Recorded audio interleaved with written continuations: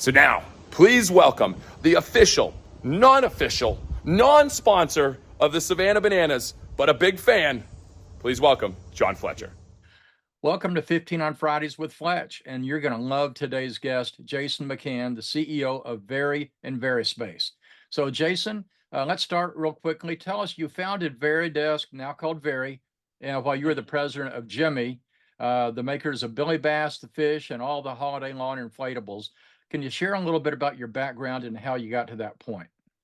Yeah, it was fun. I grew up in Galveston on the island down there just south of Houston, and my mom was the first entrepreneur I knew, and so I got that entrepreneurial bug watching her. And she eventually said I couldn't work for her anymore in her hair salon, and so I opened up a beach chair and umbrella company and studied entrepreneurship at the University of Houston. Got in the nightclub industry many years ago down in Houston when the Rockets were in their heyday with Akeem Olajuwon and winning. So that was a lot of fun, but recognized the nightclub industry was not my calling. So transitioned into consumer products and fell in love with the toy industry and happened to cross paths in the late 90s with an amazing gentleman named Dan Flaherty, who had founded a Christmas and Halloween company called Jemmy that nobody's ever heard of, but everybody knows those amazing products.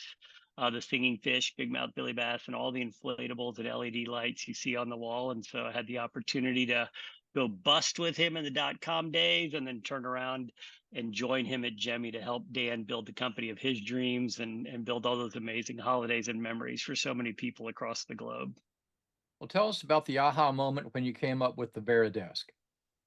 Yeah, I was actually, sitting in Dan's office. So I was president of his company, CEO and chairman, and we were just down the hall from each other. And I walked into his office one day and he was literally standing at a cardboard box with his laptop on top of it. And I said, "What are you doing?" He goes, "Oh, my back hurts when I talked to my doctor." And she said, "Well, if you feel better standing up, then you should stand up more." So he did. And as we were kind of joking around, and Rosemary was our assistant at the time, and she was serving both of us. She would go online, and we would, and kind of Google and look for a standing desk for Dan, and order these things. And Dan would call me in and go, "Oh my God, look at this crazy contraption that showed up," and we couldn't figure out how to attach him to his desk. So he said, "I've got an idea for a product." And as you can tell, Dan's pretty good with products. He said, "What if we created something that just like slid out of a box, went on top of his desk that he loved?"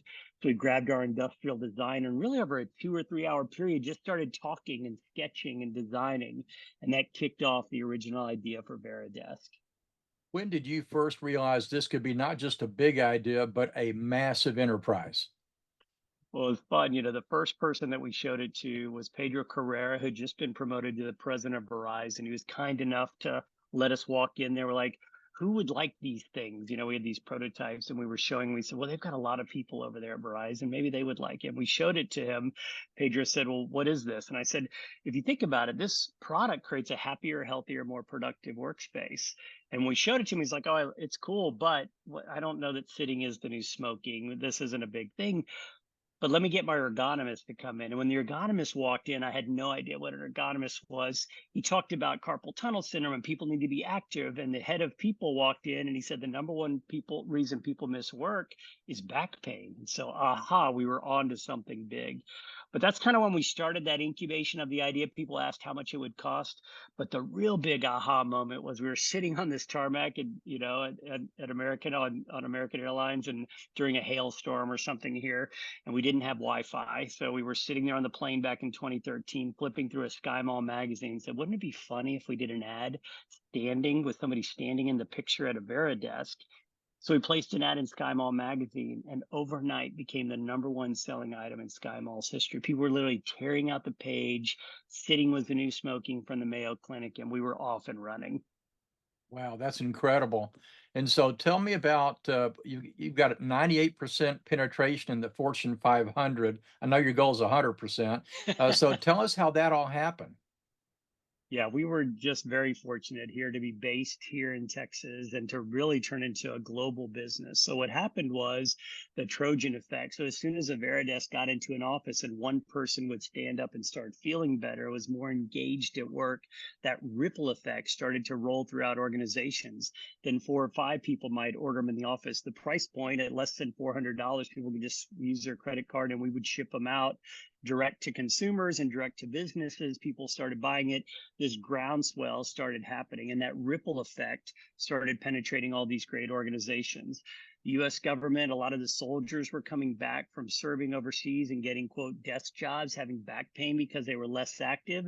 So they started buying the product. They started shipping it to other deployments that were all over the world. So suddenly, our seeds of idea right here from Cabell in the heart of Dallas Fort Worth was able to ripple and grow all throughout. So that's how we got into all these great organizations. And we joked the last state that bought from us was Rhode Island, which was crazy. But it was great to see, to have all the states and our products today in over 120 countries. And we've got over 4 or 5 million users of our products across the globe. And it all began from a bunch of boxes with the computer stacked on top of it. That's incredible. So tell us what company models inspired you along the way.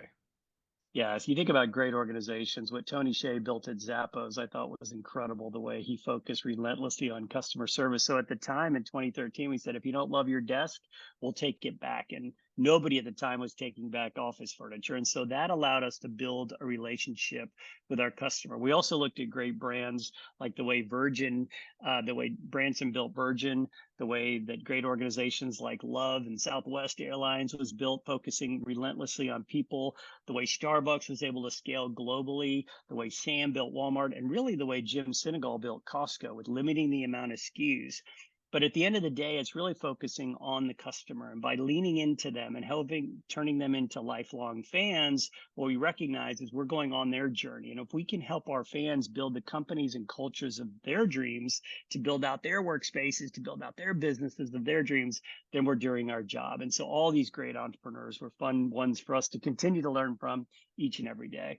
Well, and I know you and I are both fans of the Savannah Bananas and what Jesse Cole's done.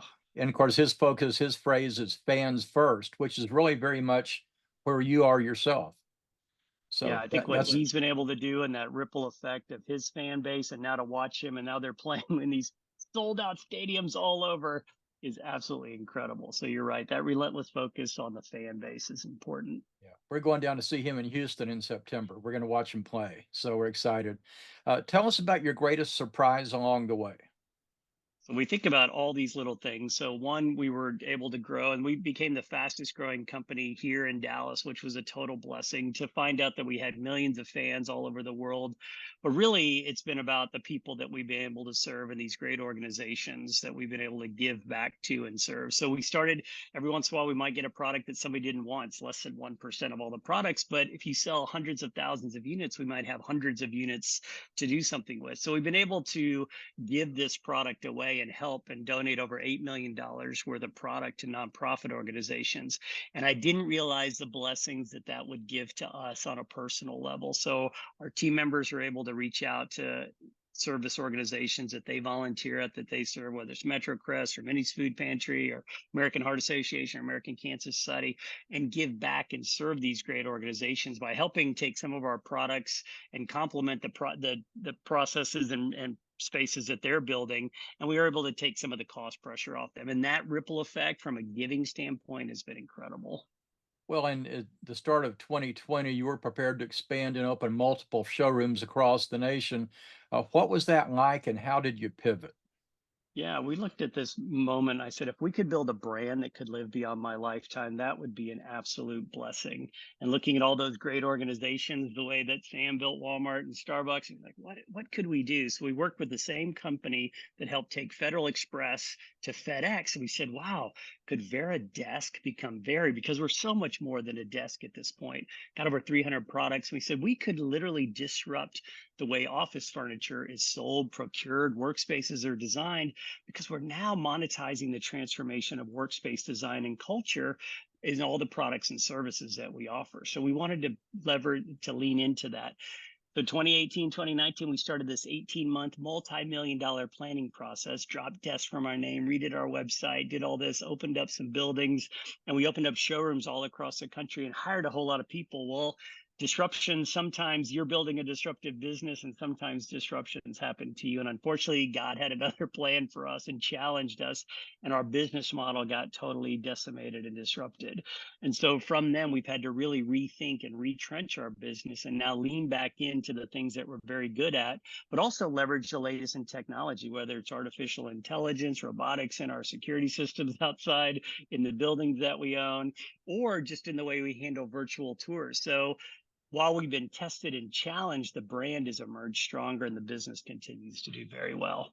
Well, and if you think about it, you at that time, you were going into offices, and then suddenly, as people started working from home, you had a whole new business category. So, what else did that pivot teach you? So what I recognize is that 2 in the morning, I was up every night, just sort of stressed out, couldn't sleep. The world was, was it coming to an end? We were all working remote.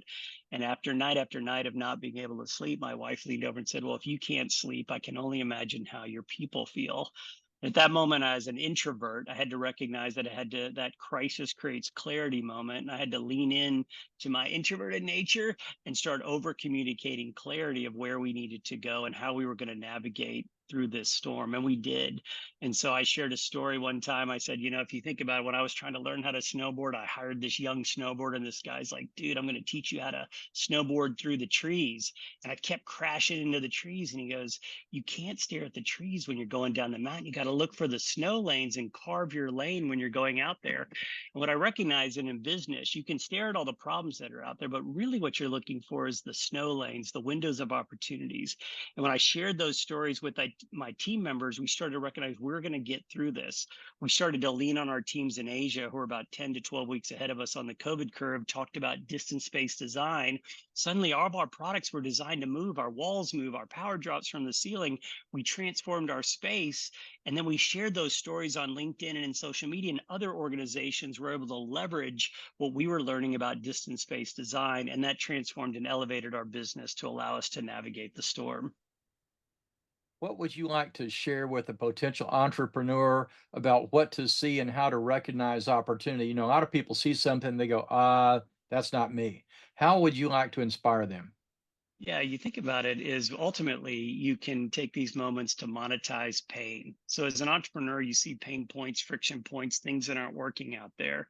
If that's a problem that you are passionate about solving right there at that collision point, if you wake up every night excited about potentially solving that challenge, that's a great opportunity to build something very, very disruptive, a great business, because ultimately what we're doing in servant leadership and serving others is solving challenges and helping people live to their full potential. So as an entrepreneur, if you can focus on that, it's very easy today to build these dopamine hit companies out there.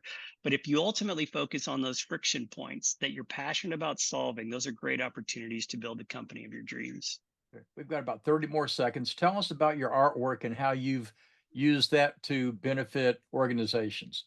Yeah, it's been fun to get back out there in my sort of Jackson Pollock style. My kids call it splatter paint, and throw some paint on a canvas. And our buildings, we had a bunch of empty walls. And I said, I know a really cheap artist. So I put together some wonderful pieces. And somebody said, I want to buy one. And I said, rather than give me the money, donate it to Metro Crest, donate it to Make-A-Wish.